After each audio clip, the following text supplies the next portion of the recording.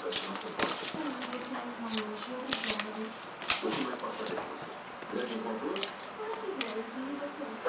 Toda noite. Vamos aqui se ver depois. Tchau. Escuta, Guilherme. Você está livre no próximo aqui? Eu nunca tô livre. Do que dá pra pensar?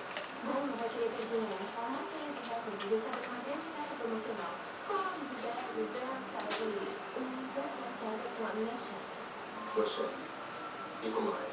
Ela é elegante, inteligente, animal e independente. Ela é bonita? Ah, claro.